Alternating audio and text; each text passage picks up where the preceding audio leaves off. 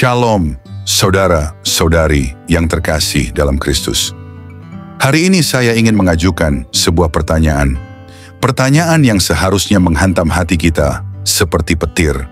Mengapa Yesus harus wafat? Bukan sekadar meninggal, tapi disiksa, dipermalukan, dihancurkan. Ia, Sang Kudus dari surga, dijadikan tontonan kehinaan. Disayat-sayat seolah tubuhnya adalah kain lusuh tanpa nilai. Dirobek tanpa belas kasihan. Ditarik dari satu titik penghinaan ke titik lainnya. Seolah dunia ingin berkata, lihatlah, dia tak lebih mulia dari para penjahat. Ia tidak hanya mati, ia ditelanjangi di depan dunia. Dihina, diludahi, dicemooh, dan dunia tertawa. Tertawa di hadapan penderitaan Sang Pencipta mereka. Ia digantung di tengah dua pencuri, ditempatkan di antara pelanggar hukum, seolah dunia ingin berkata, engkau sama saja, tak ada bedanya, pendusta, penyesat. Lalu, di tengah semua itu, terdengarlah suara-suara keras penuh dosa. Jika engkau anak Allah, buktikan turun dari salib itu. Tapi, ia tidak turun, bukan karena ia tak mampu. Ia bisa saja seketika memanggil malaikat untuk menumpas semuanya. Ia bisa saja dengan satu firman melepaskan diri dari paku-paku neraka itu. Tapi ia tidak memilih kuasa, ia memilih kasih. Kasih yang melebihi rasa sakit.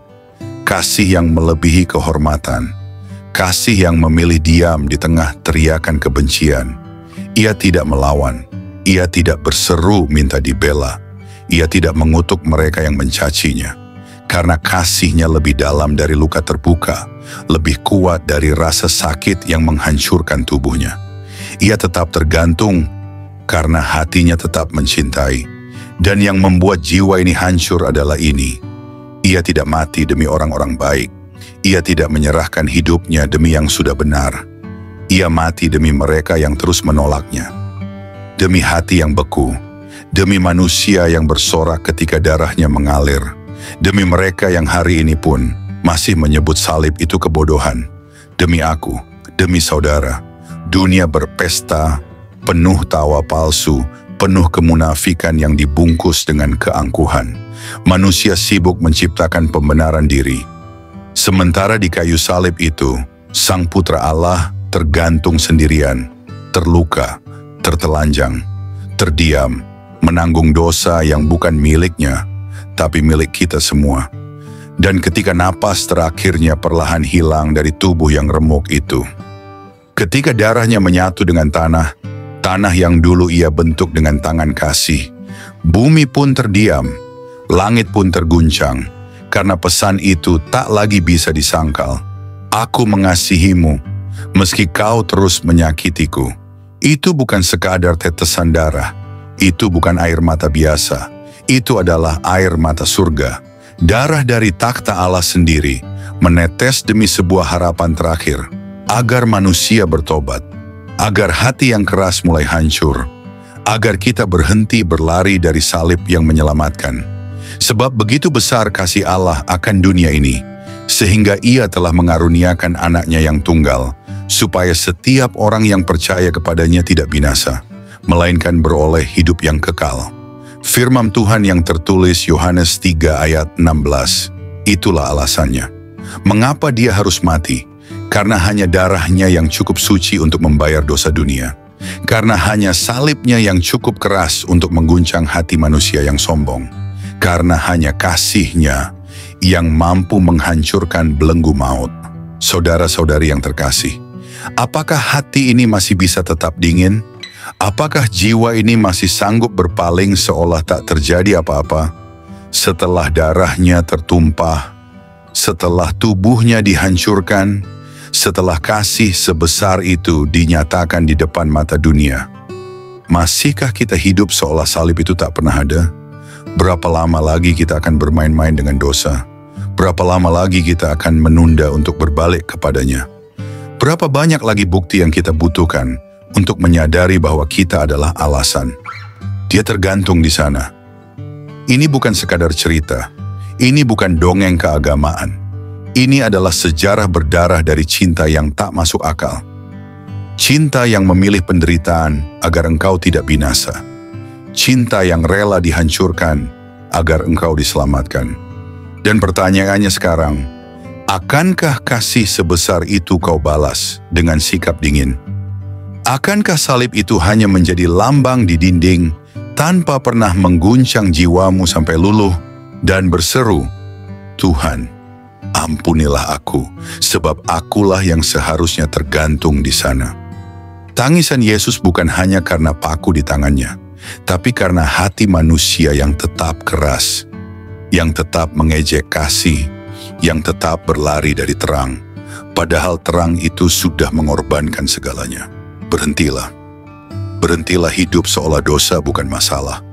Berhentilah berlindung di balik agama yang tak menyentuh hati.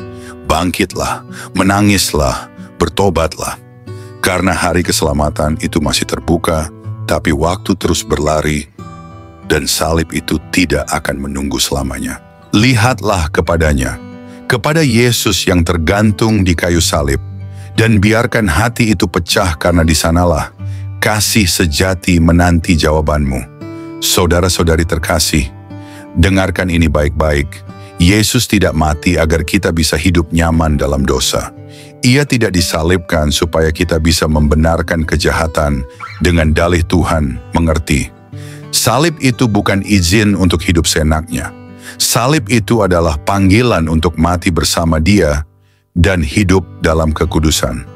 Apa yang sedang kita lakukan dengan darah yang mahal itu?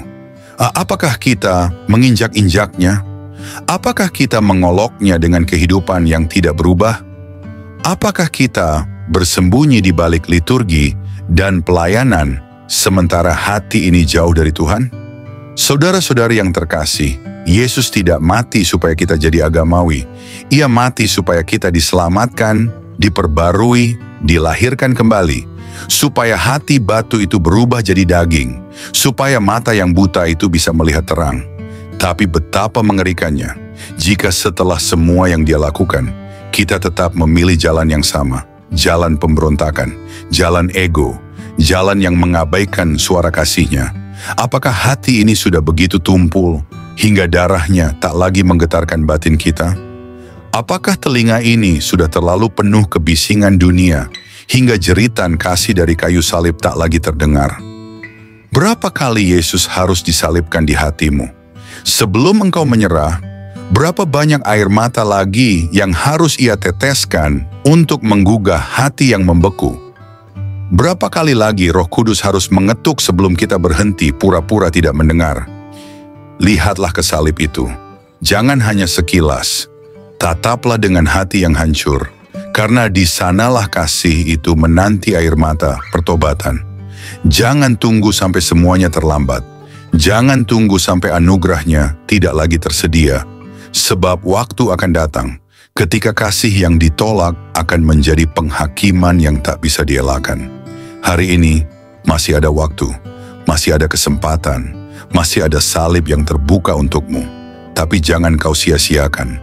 Jangan karena darah itu terlalu mahal untuk dilupakan begitu saja.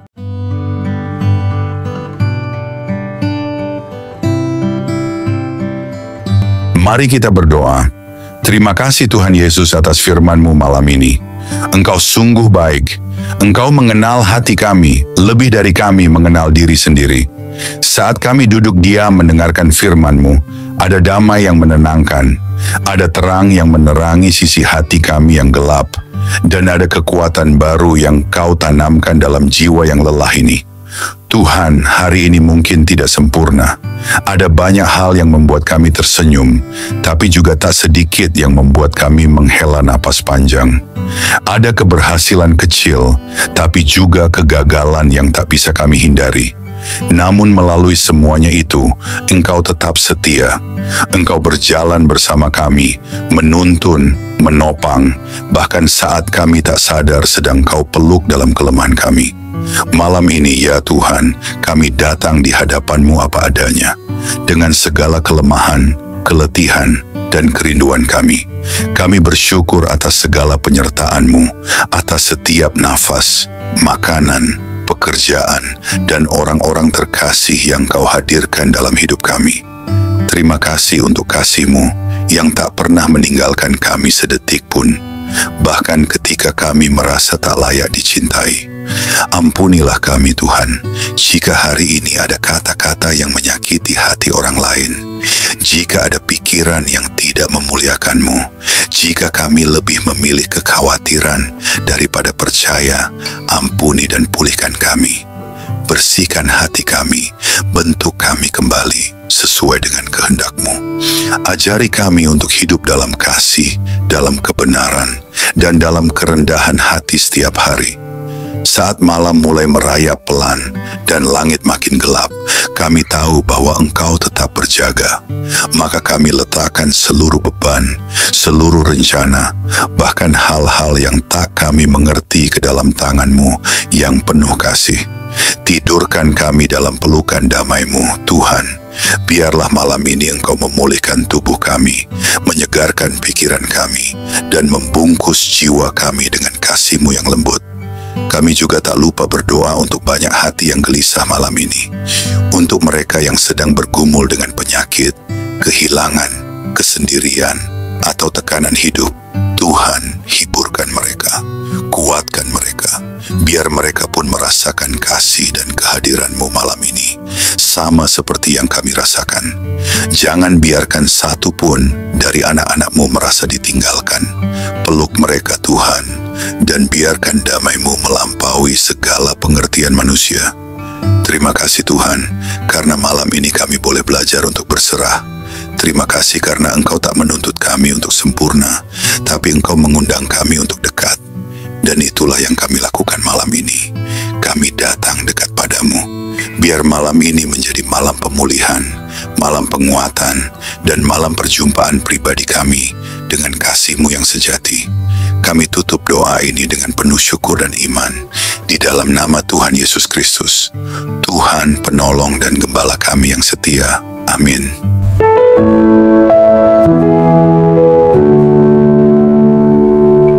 Saudara-saudari terkasih dalam Kristus, terima kasih karena telah meluangkan waktu untuk bersama-sama merenungkan firman Tuhan dan menutup hari ini dalam hadirat-Nya. Setiap waktu yang kita habiskan bersama Tuhan bukanlah waktu yang sia-sia, karena setiap firman-Nya adalah benih kehidupan yang akan bertumbuh, menguatkan, dan memulihkan. Malam ini kita telah diingatkan bahwa di tengah gelapnya dunia, firman Tuhan adalah terang yang menuntun langkah kita. Saat dunia menawarkan kekhawatiran, Tuhan memberikan kedamaian. Saat hidup terasa berat, Tuhan memanggil kita untuk datang dan beristirahat di dalam kasih-Nya.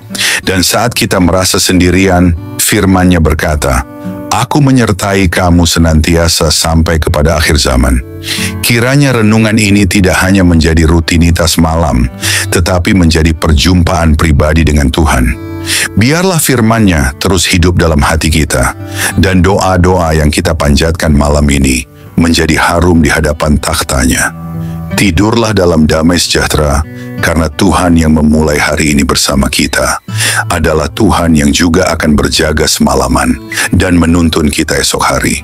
Jika malam ini kamu diberkati, jika ada sepenggal kalimat firman yang meneguhkan, menenangkan, atau menjawab doa hatimu, jangan lupa untuk like video ini, subscribe channel ini, dan aktifkan lonceng notifikasimu supaya kamu tidak ketinggalan renungan-renungan berikutnya.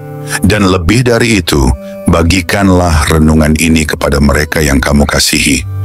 Mungkin saja, melalui satu klik sederhana, Tuhan sedang menjamah hati seseorang yang sedang putus asa. Sampai jumpa di renungan malam selanjutnya. Tetaplah hidup dalam iman, tetaplah kuat dalam pengharapan, dan teruslah berjalan dalam kasih. Tuhan Yesus memberkati.